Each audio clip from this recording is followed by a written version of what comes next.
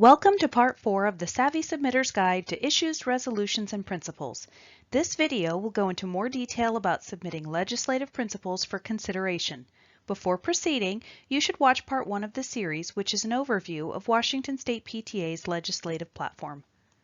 Legislative principles are part of our long-term platform and are broad conceptual policy objectives that align with Washington State PTA's mission. They are the foundational basis for our overall platform and can be submitted, amended, or retired each year at Legislative Assembly. The full list of legislative principles can be found on the Legislative Principle page of our website. Legislative principles are permanent unless amended or retired by our membership.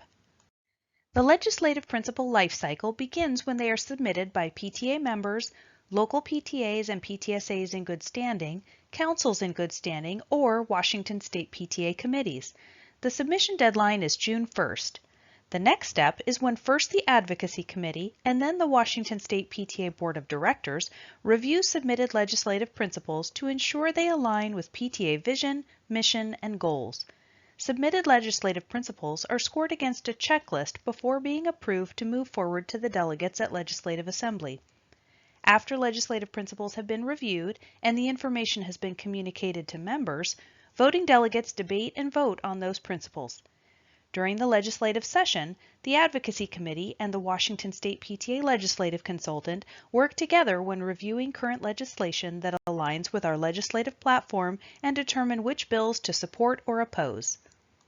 Everything you need to submit a legislative principle for consideration can be found on the Washington State PTA website. Hover over Focus Areas and then click on Advocacy. This is the main advocacy page where you will find the drop-down to get to the legislative principle page. If you scroll to the bottom of the page, you will find the three documents you will need. The first is the legislative principle proposal form you will use to submit your proposed legislative principle.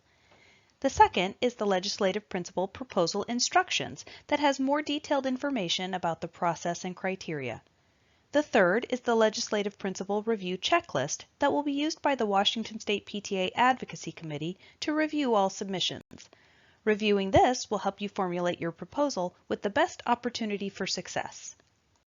Please begin by reviewing the three-page Legislative Principle Proposal Instruction document as it will answer questions about deliverables and deadlines, legislative principle submitter requirements, and will review the questions you will need to answer and information you will need to supply for your submission form.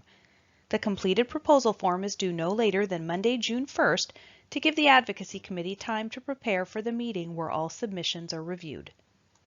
Next, we suggest you review the Legislative Principle Review Checklist. This is the form the Advocacy Committee will use to review all submissions. It will help you understand the various criteria the committee uses to evaluate submissions. You will submit your proposed legislative principle on the Legislative Principle Proposal Form. The form must be submitted to the Washington State PTA Advocacy Director as a Word document with the required sections completed. If the directions are not followed and/or deadlines are not met, it may prevent your legislative principle from being considered and/or moving forward. The form has 4 sections, but you will only complete 2 sections based on what type of legislative principle you are submitting. New legislative principles must complete only sections 1 and 2. Amendments to existing legislative principles must only complete sections 1 and 3, and retirement of existing legislative principles must only complete sections 1 and 4. Section 1 is for submitter information and is required for all proposals. Question 1 has you mark whether you're submitting a new legislative principle, an amendment to an existing legislative principle, or the retirement of an existing legislative principle. Please select only one response. Question 2 has you mark the entity submitting the proposal, and again, please select only one response. The options are an individual PTA member, a local PTA or PTSA in good standing, a council in good standing, or a Washington State PTA committee. If the submission is coming from a local PTA or council, please note that it must be documented in your meeting minutes that the submission has been discussed and it is approved to be submitted on behalf of the PTA or council. An individual PTA member may not make the decision to submit something on behalf of their PTA or council. Question 3 asks for the primary submitter information. We need one main point of contact for the submission. Question 4 is where you can add contact information for any additional submitters. If there are no additional submitters, please leave this blank. You can add additional lines as needed. You only complete Section 2 if you are proposing a new legislative principle. Skip this section if you are proposing to amend or retire an existing legislative principle. Question 1 is for the proposed legislative principle category. Which category do you recommend this new legislative principle go under?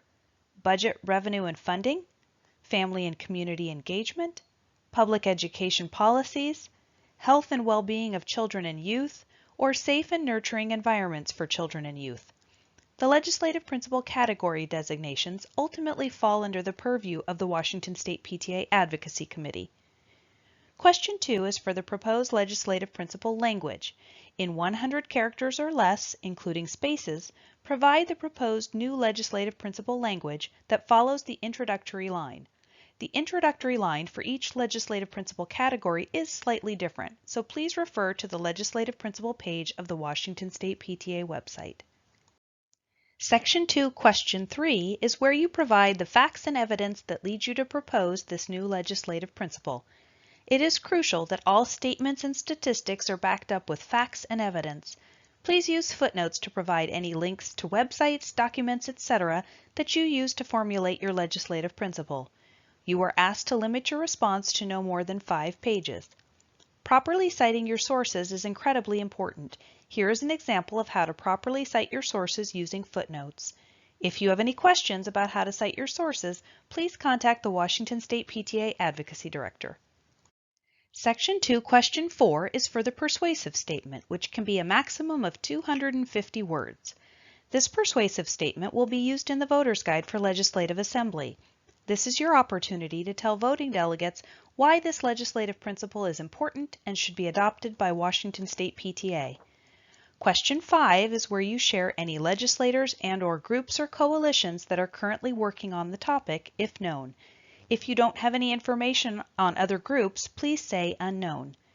And finally, Question 6 is where you list any Washington State PTA, other state PTA congresses, or national PTA positions, principles, issues, or resolutions that align with your proposed new legislative principle. Cite the position or resolution title and year if known. How do you know if the topic has been part of the PTA platform in the past? Start by going to the Washington State PTA website and check the main advocacy page to see if it's a current issue. Then you can go to the file list and review the Washington State PTA Legislative Priorities document, which is a history of Washington State PTA issues going back to 1982. You should also go to the resolutions page of the website and review the current Washington State PTA Board Positions and Resolutions document, as well as the separate document that lists retired resolutions.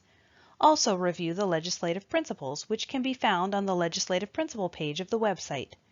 Finally, go to the National PTA website and look to see if they have any related positions and resolutions. That is the end of the submission form if you are submitting a new legislative principle. Next, we will cover Section 3 for amendments to existing legislative principles. You only complete Section 3 if you are proposing to amend an existing legislative principle. Question 1 is for the current legislative principle category. Question 2 is for the current legislative principle language. You simply copy and paste what is currently adopted and shown on the legislative principle page of the website. Question 3 is for any proposed amendments to the legislative principle language. Please indicate your proposed amendments using strike-through to show deletions and bold underline to show additions. The amended legislative principle language should adhere to the limit of 100 characters or less, including spaces. Section 3, Question 4 is where you provide the facts and evidence that lead you to propose the amendment to this existing legislative principle. It is crucial that all statements and statistics are backed up with facts and evidence. Please use footnotes to provide links to any websites, documents, etc. that you use to formulate your legislative principle. You are asked to limit your response to no more than 5 pages. Question 5 is for the persuasive statement, which can be up to a maximum of 250 words. This persuasive statement will be used in the Voter's Guide for Legislative Assembly. This is your opportunity to tell voting delegates why this legislative principle amendment is important and should be adopted by Washington State PTA.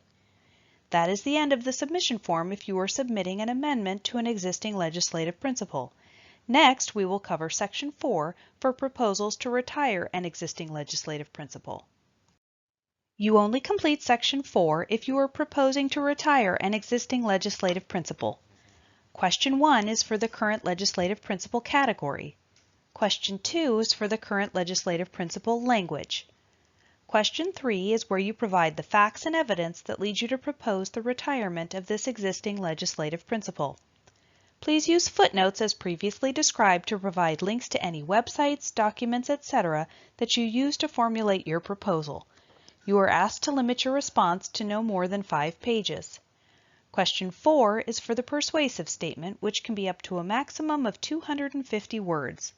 This persuasive statement will be used in the Voter's Guide for Legislative Assembly. This is your opportunity to tell voting delegates why this legislative principle should be retired. That is the end of the submission form if you are submitting the retirement of an existing legislative principle. You have submitted your legislative principle proposal.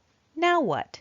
First, the Advocacy Committee does an in-depth review of all submissions using the checklist that was referenced earlier. Submitters should be available during the Advocacy Committee meeting to answer questions on the legislative principle. After that, a member of the Advocacy Committee will get back to all submitters with the status of their proposal. The committee may have feedback that would strengthen the proposed legislative principle. The committee may also suggest legislative principles be combined as needed. It is likely that not all submissions will move forward. Once the feedback has been considered by all submitters, the next step is the Advocacy Committee vote. If the submitter agrees with the Advocacy Committee feedback, that version will be considered by the committee. If the submitter does not agree with the committee feedback, then the committee may forward the Board of Directors 2 different versions, the original submission and a second version incorporating committee feedback. The committee will provide the Washington State PTA Board of Directors a written report detailing the submissions received and the committee's recommendation for each submission. The committee will have 2 recommendations for each submission. First, whether the committee recommends the Washington State PTA Board of Directors moves the submission forward to delegates or not. Second, if the committee recommends the board moves it forward, is it with a recommendation to adopt, to reject, or with no recommendation? The Washington State PTA Board of Directors will review the submissions and Advocacy Committee feedback and make the final determination as to which legislative principles will be presented to the membership for consideration. The Washington State PTA Board of Directors may amend a submission before presenting it to the membership at Legislative Assembly. The board may also refer a submission back to committee for further review or clarification. Legislative principles approved by the Washington State PTA Board of Directors will be presented for debate, possible amendment, and vote for possible adoption by the voting delegates at Legislative Assembly in October. The members have the final vote on what does and does not become part of the Washington State PTA legislative platform. And finally, it's time to advocate. Once it has been voted on by the members, it is part of the platform and we can get to work. Submitters have responsibilities throughout the entire process. Prior to Legislative Assembly, they must be available by email and phone to work with the Advocacy Committee on the legislative principle as needed. Submitters must create a legislative principle education PowerPoint presentation and proposed handouts if applicable. These presentations and handouts are due approximately 1 month prior to Legislative Assembly. It is crucial that all submitters make sure they are a 2020-21 PTA member, are registered for Legislative Assembly, and are designated as a voting delegate by their PTA president. Only voting delegates are allowed to speak from the microphone at Legislative Assembly, an important part of supporting your legislative principle. Submitters also have responsibilities at Legislative Assembly. You want to build support for your legislative principle, so make sure to network prior to the vote. You or your representative will present your legislative principle education to attendees to encourage adoption. You will present the education PowerPoint to the delegates to help them understand your legislative principle and the importance of adoption. Be prepared to be the expert on your legislative principle. Submitters should also bring all pertinent information to share during caucusing. You want to answer questions, gather support, and try to overcome objections. Be ready to counter the opposition's arguments by understanding who will not support your legislative principle and why. Finally, you should prepare a 2-minute opening persuasive statement for the debate and have additional talking points to share with other delegates who want to speak in support of the legislative principle. More information and examples about the education presentation and caucusing will be sent later. The Washington State PTA Advocacy Director and Advocacy Committee will support you through the entire process. Assuming your legislative principle is adopted at Legislative Assembly, there's more work to do. During the legislative session, you may be invited to participate in the weekly Advocacy Committee phone calls that address bills and actions on Washington State PTA issues and long-term positions. As needed, you may be asked to help prepare testimony, testify in Olympia, and recruit other potential leaders to move your legislative principle through the process. Thank you for being part of our advocacy team.